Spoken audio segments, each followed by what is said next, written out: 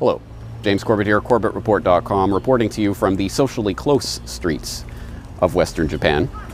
In Walden, Henry David Thoreau famously observed that there are 1,000 hacking at the branches of evil to one striking at its root.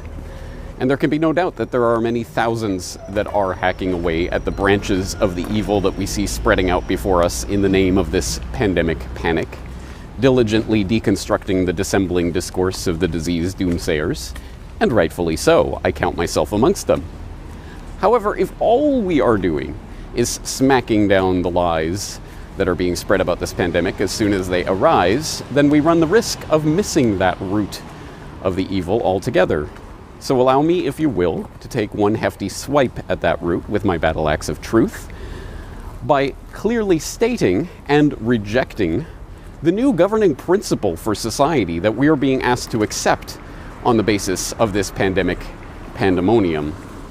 Now, this new governing principle for society, of course, is implicit. I mean, we're going to sign onto it by our silent consent, not our explicit consent, but nonetheless, it rests on a hypothetical chain of infection that can take place in the event of a spreading infectious agent. Now, keep in mind, this has nothing to do with a novel coronavirus, SARS-CoV-2. This is about a general principle. But the principle holds that if there is a spreading infectious agent of some sort that is hypothetically infecting people around the globe, and you might become infected by this agent, and you might end up passing it on to someone else, who might end up passing it on to someone else, etc., etc., and somewhere down that chain of infection, someone who is immunocompromised might end up becoming infected, and they might be part of that sliver of a fraction of a percentage point of the population who might die from the disease. And if that were to take place, well, of course, every single link in that chain of infection should be classified as a murderer.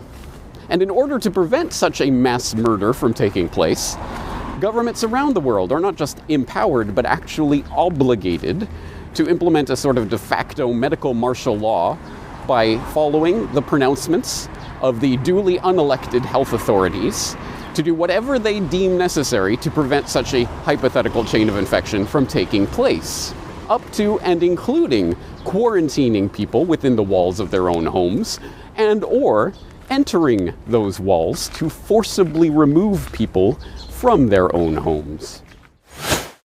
And at the moment, in most parts of the world, due to lockdown, most of the transmission that's actually happening in many countries now is happening in the household, at family level. In some senses, transmission has been taken off the streets and pushed back into family units. Now we need to go and look in families to find those people who may be sick and remove them and isolate them in a safe and dignified manner.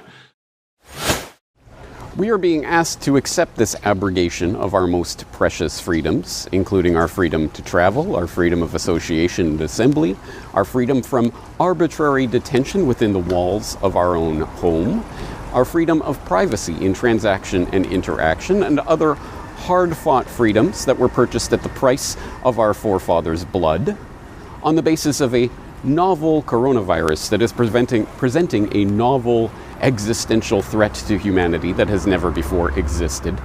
But that, of course, is a lie, because every single flu season for your entire life, there have been just such hypothetical chains of infection that have taken place, and I have no doubt, let's put it on the table, I have no doubt that there is someone listening to my words right now who has been involved in some chain of infection that has ended up in some immunocompromised person dying. Never before has that person had to think of themselves as a murderer, let alone lock themselves within the confines of their own home to prevent such a murder from ever taking place again. But that is what we are being asked to accept right now. And I want this out on the table, because if we do not clearly articulate this principle that we are being asked to accept, then by our silence we will consent to it.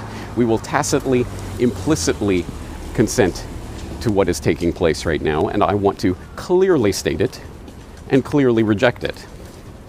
Now, there may be some people in the crowd who disagree with me, so first of all, let me put something else out on the table and make it very clear that, of course, none of what I say is to in any way undermine the basic right that everyone has, everyone always has had, and everyone always will have to take whatever precautionary measures they feel is necessary in order to prevent such a chain of infection from taking place, including isolating yourself in your own home, wearing whatever protective gear you want, socially distancing yourself from anyone you come in contact with, or anything else that you feel is appropriate to prevent such a chain of infection. Of course, you have that right. But that negative right is now being flipped on its head into a positive obligation on everyone in society to stop all productive human activity, to lock everyone up in their homes, and to treat them as prisoners, tracking and surveilling everything that they do and everyone that they come in contact with on the basis of a hypothetical chain of infection that could take place.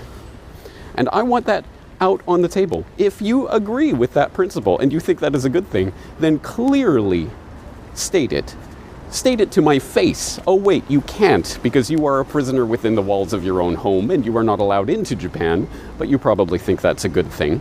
But at least say it to my digital face. Clearly state that you agree with the abridgment of our most basic freedoms on the basis of this hypothetical chain of infection. And clearly state where your line in the sand is. What do you think would be going too far for the government to do on the back of such a pandemic panic? Biometric ID, tracing and tracking every movement of every citizen at all times for the rest of their lives? Or the ability to march into people's homes to check for potential infections and forcibly vaccinate them if need be? Or any other number of measures that are now coming into view as a result of this panic. Where is your line in the sand? Clearly state it so that when that line is crossed, people will see that you were a hypocrite for cheering it on. Unless there is no line in the sand, and you think that governments are justified in doing anything that any presumed health authority says in the light of a pandemic situation. But at least state it openly and on the record. Don't hide behind vague, fluffy, woolly language. Tell us what you, specifically, not the agents of the state to whom you outsource your violence, but you would do in order to prevent people from living their lives in the event of a pandemic. There's a lot to think about here, and I hope you will do so, and join me in clearly rejecting this principle that we are being asked to accept right now. And if you do so, I think we will be getting a lot closer to striking at the root of this evil. James Corbett, CorbettReport.com.